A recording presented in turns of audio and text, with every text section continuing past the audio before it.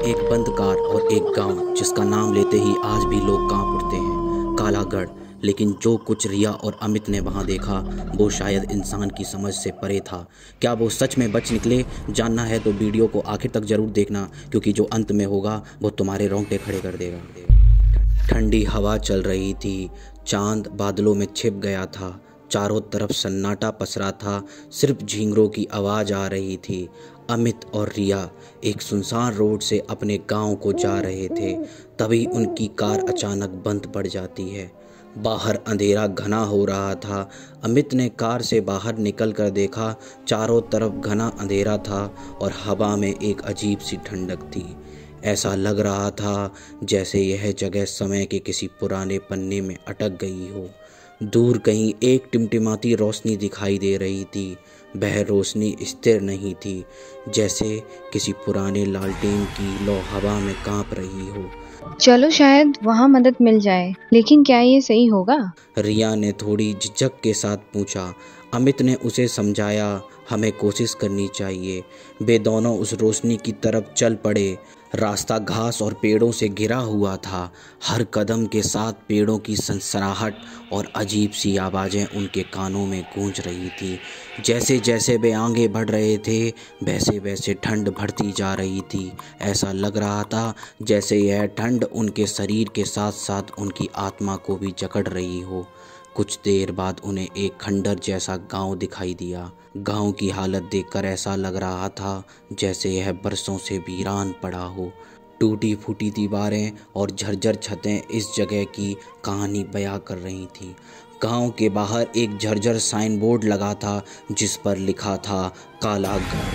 Sign board पर जमी धूल और जंग ने इसे और भी डरावना बना दिया था। अमित और रिया गांव में दाखिल हुए। उनके कदमों की आवाज़ सुनसान गलियों में गूंज रही थी। हर तरफ सन्नाटा था और हवा में एक अजीब सी गंध थी। सन्नाटा दबे पांव उनके पीछे पीछे चल रहा था। ऐसा लग रहा था जैसे यह सन्नाटा सिर्फ बाहर ही नहीं बल्कि उनके भीतर भी घर कर रहा हो। हर कदम के साथ साथ उनके दिल की धड़कन तेज होती जा रही थी। गांव में एक भी घर सही सलामत नहीं था। सभी घर टूटे फूटे थे। ऐसा लग रहा था जैसे यहाँ सालों से कोई नहीं रहता। तभी अमित कहता है, मुझे यहाँ से जाना है, मुझे डर लग रहा है। तभी रिया उसे समझाती है, घबराओ नहीं, हम जल्दी यहाँ से चले जाएंगे। तभी उन्हें एक घर से रोशनी आती दिखाई दी। वे उस घर की तरफ बढ़े। घर के दरवाजे पर एक लालटेन टंगी हुई थी जो हवा में झूल रही थी। अमित ने दरवाज़ा खटखटाया। अंदर से किसी के हिलने डुलने की आवाज़ आई। रिया की धड़कनें तेज हो गईं। थोड़ी देर बाद दरवाज़ा खुला। दरवाजे के पीछे एक बूढ़ी औरत खड़ी थी। उसके बाल बिखरे हुए थे और चेहरे पर एक अजीब सी मुस्कान थी।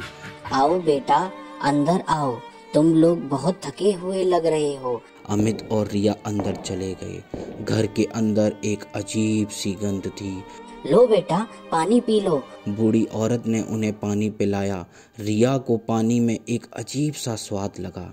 दादी, आप यहाँ अकेले रहती हैं? हाँ बेटा, मैं यहाँ अकेले रहती हूँ। मेरा बेटा शहर में रहता है। तभी रिया की नज़र घर के आंगन में बने एक कुएं पर पड़ी। कुएं के पास एक आदमी बैठा था।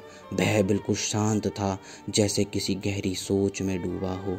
उसकी उपस्थिति में कुछ अजीब सा था, जैसे वह इस दुनिया का ना हो। उसकी पीठ रिया और अमित की तरफ थी। उसकी हरकतें असामान्य थीं, जैसे वह किसी अनजानी ताकत के प्रभाव में हो। रिया ने गौर से देखा। उसकी आंखें उस आदमी पर टिकी थीं, जैसे रिया उसे पहचानने की कोशिश कर रही हो। वह आदमी अमित जैसा लग रहा था। रिया को यकीन नहीं हो रहा था, क्या यह सच में अमित हो सकता है? लेकिन अमित तो उसके साथ ही था। रिया चिल्लाई और उस आदमी की तरफ इशारा किया। उसकी आवाज़ में डर और हैरानी दोनों थी। देखो, वह वहाँ है, उसने घबराते हुए कहा। लेकिन जब तक अमित और बूढ़ी औरत उसकी तरफ देखते, वह आदमी गायब हो चुका था, जैसे वह कभी वहां था ही नहीं। रिया की आवाज़ में बेचैनी साफ झलक रही थी। क्या हुआ रिया, तुम किसकी बात कर रही हो? अमित को समझ नहीं आ रहा था कि रिया किसकी बात कर रही है। रिया ने कुएं की तरफ इशारा किया। कुएं के पास का माहौल और भी डरावना हो गया था। पानी में हल्की हलचल हो रही थी, जैसे किसी ने उसे छुआ हो, लेकिन वहाँ कोई नहीं था। रिया और अमित दोनों असमंजस में थे। क्या यह उनकी आंखों का धोखा था या सच में कुछ अजीब हो रहा था? रिया ने महसूस किया कि यह जगह कुछ छुपा रही है, एक रहस्य जो शायद उसकी समझ से परे था। वहाँ कोई बैठा था, वह बिल्कुल तुम्हारी तरह दिख रहा था अमित। रिया, शायद तुम थकी हुई हो, तुम्हें शायद नींद की ज़रूरत है। तभी उन्हें फिर से वह अजीब सी खुसखुसाहट सुनाई दी। इस बार आवाज़ बिल्कुल उनके पास से आ रही थी। रिया डर के मारे पीछे हट गई। उसे ऐसा लग रहा था जैसे कोई उन्हें घूर रहा हो। रिया ने देखा कि बूढ़ी औरत के चेहरे पर एक भयानक मुस्कान फैल गई है। उसकी आंखें अजीब तरह से चमक रही थी। रिया समझ गई कि कुछ गड़बड़ है। अमित, हमें यहाँ से जाना चाहिए, ये जगह ठीक नहीं है। वह अमित का हाथ पकड़कर खींचने लगी। अमित और रिया तेजी से घर से बाहर भागे। उनके चेहरे पर डर साफ झलक रहा था। घर के अंदर से अजीब सी आवाज़ें आ रही थी। बाहर अंधेरा और भी घना हो गया था।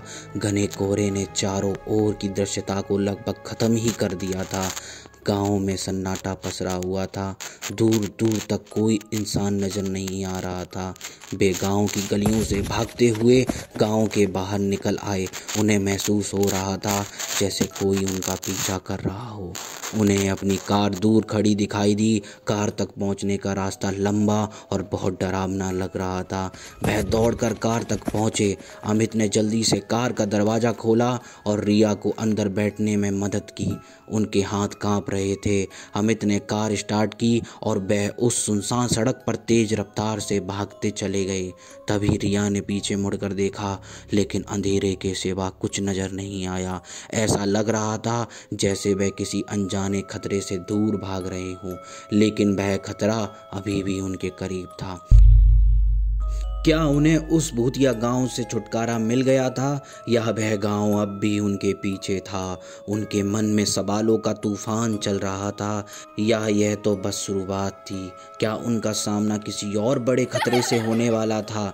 अंधेरे में छुपे रहस्य ने उनके सफ़र को और भी डरावना बना दिया था। पार्ट 2 में सामने आएगा एक ऐसा राज जो रिया और अमित की किस्मत बदल देगा। उसे मिस मत करना। वीडियो को लाइक करो और नीचे कमेंट में लिखो कालागढ़ जिंदा है अगर तुम इसके पार्ट का इंतज़ार कर रहे हो। और हाँ, सब्सक्राइब कर लेना।